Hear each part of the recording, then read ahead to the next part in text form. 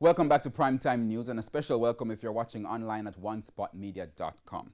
Up first this evening, Jamaica's air and seaports will be closed to the incoming passenger traffic from 11:59 p.m. Saturday for a period of 14 days. The announcement was made by Prime Minister Andrew Holness as he gave an update to the nation on the COVID-19 outbreak. Mr. Holness also announced 3 new cases of the virus in the island. Our reporter Anthony Lugg is on location at Jamaica House and now joins us live. Anthony. Thanks, Herman.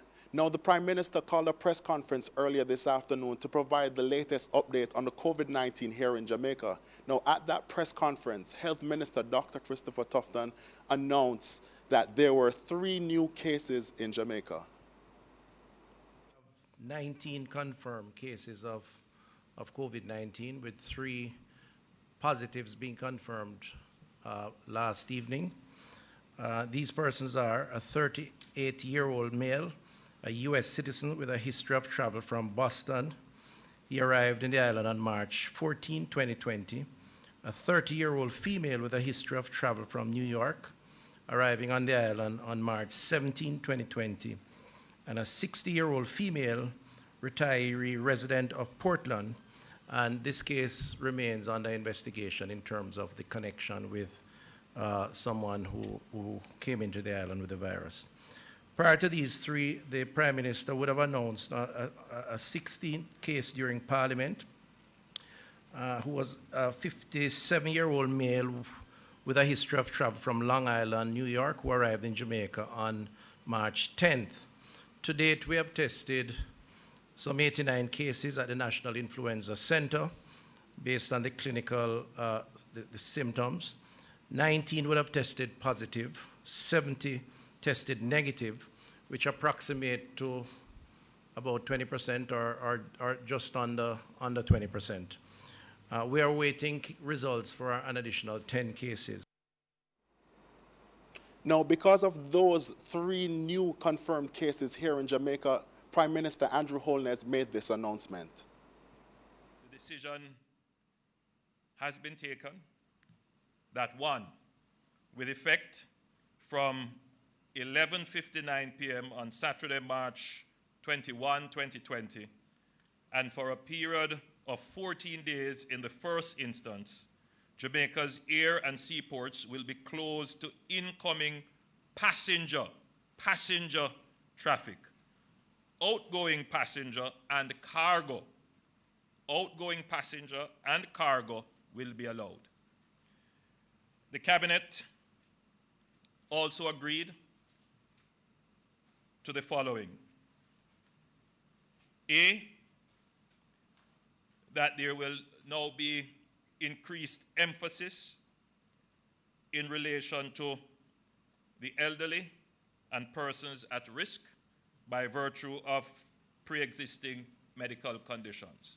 So you're going to be hearing much more from the government and a much more targeted focus on ensuring that the public is aware and that the government's response addresses the elderly and those persons with pre-existing conditions.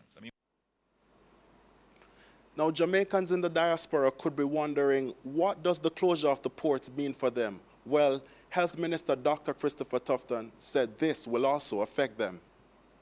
Based on all the examinations and assessment of the virus and its spread from person to person, it is fundamental that we pause for a period in terms of our movement as part of protecting ourselves, our family members, and by extension our community, whether where you are in the diaspora or your family members here in Jamaica.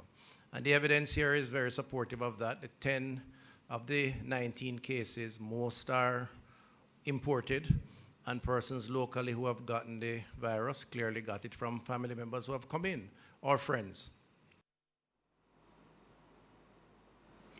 At the press conference, it was also reported that 10 of the 19 cases, confirmed cases, were imported cases. And for this reason, Health Minister Dr. Christopher Tufton is making this appeal to persons who came on JetBlue flights. The Ministry of Health and Wellness wishes to urgently make contact with all passengers who traveled on the following flights. And we have a 888 One Love number that you can call. We have a call center taking these calls. And these flights are flights that had persons who eventually tested positive. So there's a JetBlue flight 659, which arrived at the Norman Manley International Airport on Tuesday, March 17th at 1 a.m.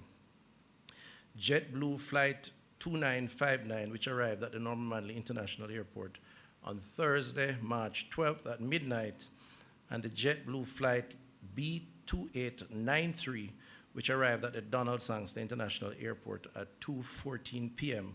on March 14th, all of course at 2020. I reiterate again the numbers: 888-1-LOVE, that's 888-663-5683. We also have 888-754-7792, 542-5998, 542-6007, and 542-6006. We also have two emails: covid19@moh.gov.jm and Jamaica or jacovid19fax@gmail.com. Now, the ports aren't the only place where closure will be implemented come this Saturday. Now, Justice Minister Delroy Chuck made the announcement that the courts will be closed as of Monday, March 23rd until April 20. This means that all trials in that period will be postponed and new dates will be put on the website or can be obtained by calling certain numbers. The numbers I will try to provide or will be on a press release from the courts. This doesn't mean that the courts have been closed down. The courts will still continue to operate, especially for emergency matters, matters of great importance such as domestic violence, maintenance payments, matters affecting children, matters coming under the Quarantine Act.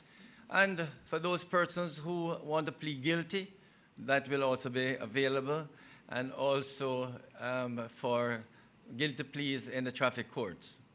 More importantly, persons who are on bail, the bail will be stayed until the next court day, and the next court day you are to check with the website or the courthouse to see when is the next court day.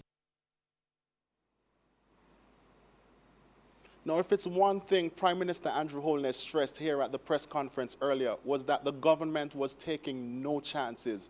He made it clear that all citizens are being asked to comply with all the instructions given by the government to ensure that we get through this pandemic as soon as possible. We will be monitoring the situation as it relates to the COVID-19, and we'll be providing updates. Until then, it's back to you in studio. All right, thank you very much. Our reporter Anthony Lugg reporting live from Jamaica House, where the Prime Minister and the Health Minister and other officials just concluded a press briefing updating the nation on the COVID-19 outbreak. Janella?